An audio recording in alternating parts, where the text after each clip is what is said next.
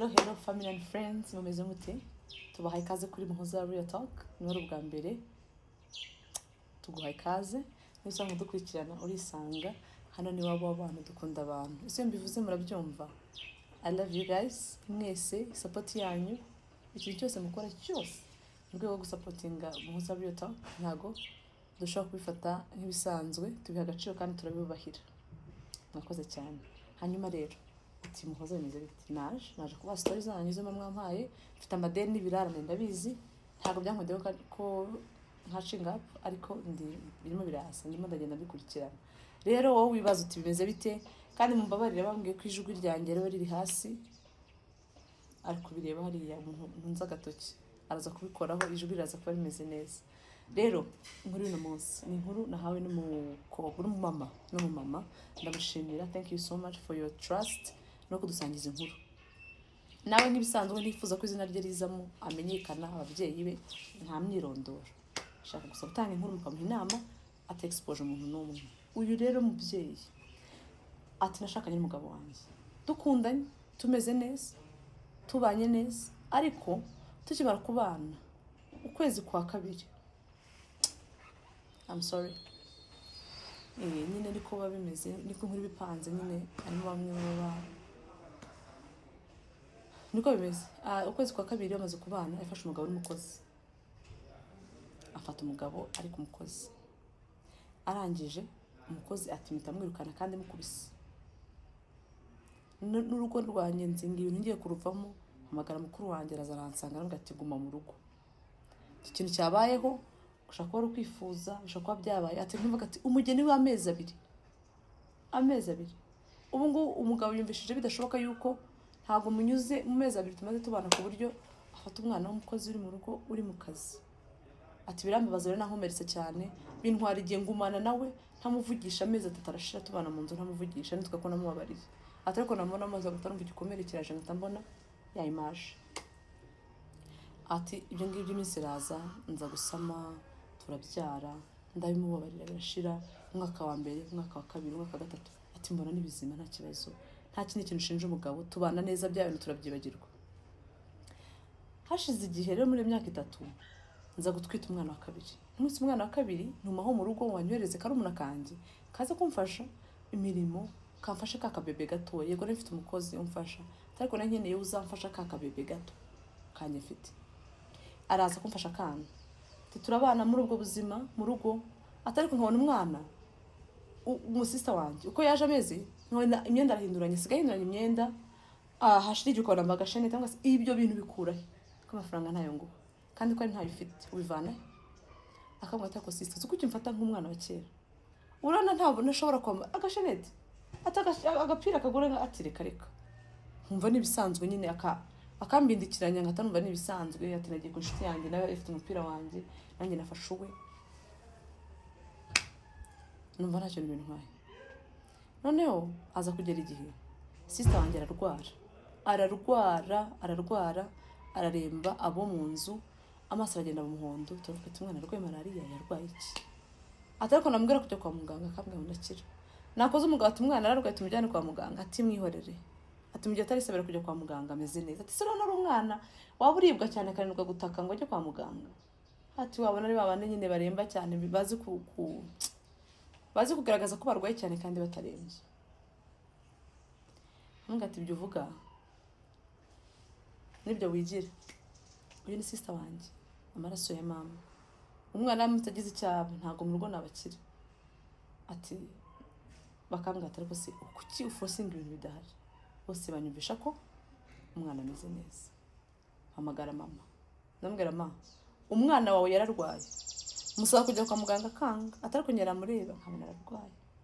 Ati rero uzamuvugishe atareke ajya kwa muganga bamusuzume barebe icyo yabaye.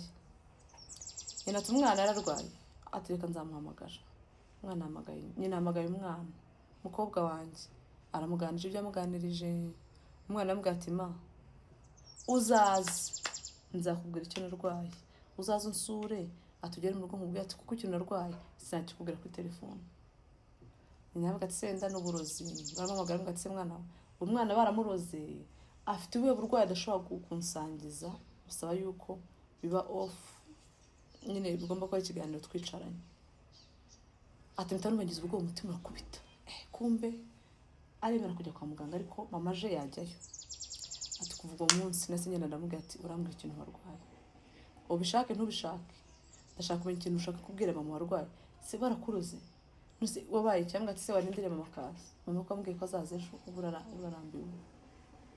Ati hashize nk'iminsi nk'ingahe nyine araza, wa mwana yicaye muri salo, mama we yicaye aho na sister we nyine uko nyine bavukana abakobwa babiri na mama wabo bicaye ngo aravuga ati turaganira, ati nimugoroba ati mwe murindiriye gatoya. Nyine sako bwaki yagera ati maranza mwe twanzaniye tubantumwe muri ayo ngayo. Ati aprofise umugabo wanjye aje gusuhuza mama, yicaye muri salo ahita aza nanjye nicaye ngo atavuga ati ati amasaha no kwabwira icyo narwaye ntagire umuntu umuhaguruka. Ati kumwicaye gutya kuri no ntebe ntagire umuntu uva. Ati reka kwabwira icyo narwaye, bose bararebana. Atavuga ati nta kindi kintu murwaye, umukwe wawe yanteye inda, ati ndatwite, niyo mama ntashaka kujya kwa muganga, ndabizi nawe arabizi. Ati mama ubwo atapfuye, ati mama ararabye amera nk'upfuye, ndabibona, avuze induru atabaza, ndamwegera ndamufata. Ati naririye amarira kuri mama, muriraho amarira y'agahinda, ndashavura ndarira. Ati ndira numva ikintu ndi kurira kidashobora kwa kundi mufite n'ikintu kinini ku mutima. Ati nkumva kitari bushira nuko bimeze. Ati umugabo yaranyonyombye kwa kundi turira tutabaza no mu cyumba arafunga ngo aho ngaho ndarira. Ati ndarira ndababara, ndamubaza wafashwe ku ngufu? Ati hoya, yari abaje aranyinginga ndanga, ugeze aho ngaho mpunga amafaranga, yampaga amafaranga ayo taguraga n'igihe yahaga, ampunga amafaranga kugeza ibyo bintu bibayeho. Anshyiraho igituta nambwe ati nuramukuvuze ko utwite n'impamvu nangaga kubabwira, ati nzahita ngusoza, uzibeshye iryo jambo risohoke mu kanwa kawe, nunavuga ko utwite ubwo uzavuge ko abandi bari guteye kuko wanze ko umwerekeza kwikuramo. Ikibazo cya kirabaye. Ati iyo incident ibaye mu nzu, arimo mama arimo, umugabo wanjye araho ngaho, simbonye n'umwanya wo gutekereza ikindi kintu, ngira undi muntu nabaza, ngira ikindi kintu nakora, nta jambo nari mufite yo gukora, sinahukanye. Umugabo wese ajya mu kazi mu ntara, n'undi niwe yakoraga ngo atahaga gake, abaragiye agumyeyo. Ibyumweru birashize ntarataha, arampamagara telefone nkayikupa. Mama yasubiye iwabo, asiga ambwiye ngo genda uba ku rugo, uramutase mwese nimigiye kubyara, none se uratwite, murumuna wawe aratwite, urava mu rugo se ararwinjizaho murumuna wawe? Ati guma aha ngaha, murumuna wanjye aba ari watwara. Ati mugire inama. Nkuru yambabaje, being honest pe, byambabaje rwose, singiye ngo mbabeshye. Ati mugire inama, ese ngube muri uru rugo kubera ko ntandi mfite kujya, kubera ko murumuna wanjye yatewe inda, kubera ko nta kundi mfite nabigenza, nduvemo ntari narusariramo, wenda njyana abana babiri ntazavanamo n'abandi benshi cyangwa nkasiga umutwe, nkora iki? Ni iki kintu wumva wowe uno mubyeyi ubabaye kandi utwite, kandi sikivupe abagabo beza, ujye mureka gukomeretsa abantu, noneho bijye bibakarushyo mutekereze ku muntu utwite.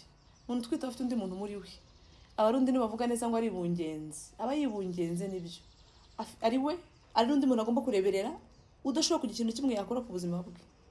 Ni ukuvuga ngo amarangamutima y'uriya mubyeyi kwangirika, barababara cyane, baba bakomeretse, ni ukuvuga nyine ngo umuntu utwite please ujye ugendera kuri umuntu utwite, umwihanganire, umworohere.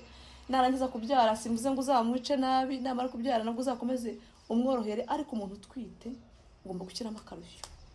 Iyo ubona kampani nini nziza zikora parking bagashyiramo parking y'umuntu utwite, iyo ubona bubaka ama building manini bagasigamo space y'abantu batwite n'abantu barimo baronse, iyo ubona ahantu hose ugeze umuntu atwite umuntu amuvira mu nzira aticara, iriya respect y'umuntu utwite igomba kuba ahantu hose. Gukomeretsa umubyeyi utwite, Imana yanjye sinzi ibintu nakubwira, ntabwo mubizi, wenda hari ababikora, ariko uyu munsi ubyige. Umuntu utwite n'ikindi kintu, ntabwo umuntu utwite wamukenera uko ubonye kose. Akeneye kwihanganirwa muri amezi 9, ukamufasha agatura umutwara amahoro, ibindi mukabisesa mukabivugaho neza. Rero akagahinda afite no kutaryama no kutagira icyo akora, ibi byose biri muri period y'uko atwite. Arambwira ati sinzi ko n'umwana wanjye ameze neza, no gukina ku mwana wanjye ko aragabanutse, no kwa muganga njyayo kenshi bakambwira ati gerageza wiha amahoro, kira birangoye. Ariko icyo nakubwira ngewe Muhoza Real Talk, komera kandi wihangane. Guca muri no bihe uri muri stage imeze gutyo ntago byoroshye. Umuntu wese uzi ko yabyayeho arabyumva cyane kandi abagaciro. Ariko rero dutanze inama ku bagabo, dutanze inama ku bakobwa, umuntu wese ukomeretse wese Nyagasana mwomore. Imana y'amahoro kandi murangize mwiyegereza Imana. Regera inama ikomeye, mwiyegereza Imana ibomore. Imana ishobora kukomora, niyo yonyine yomora ahubwo ndetse bikarangira. Rero n'umubyeyi anasenge cyane. Inama ziri buzi kuri YouTube channel, muri comment, inama ziri buze kuri group yacu tugire ya WhatsApp. Dufite group ya WhatsApp, link irabirimo aho ngaho, ushaka guklikaho ukazuga inama n'umubyeyi ukigendera. Ibyo bintu ni free, ushaka kwinjira ku buntu ugasohoka ku buntu, nta kibazo. Ntabwo tukubaza ngo ko winjiye kuko usohotse no bushake bwawe. Azongaze batanze inama. Izo nama nanjye nakazi kanjye kuzikiriza kuri ba nyirazo. Rero mugira amahoro y'Imana, Imana ibarinde, mutanga inama. Wera mushiki wawe, ari muri umuntu wawe, mukuru wawe, ari mwene mama wawe, ari inshuti yawe, ari umuntu ukunda, wamuyihe nama. Iyo nama wamuha rero ishyira ngaha, turakuze gufasha no mubyeyi. Murakoze cyane, Nyagasana barinde, turabakunda. Ciao.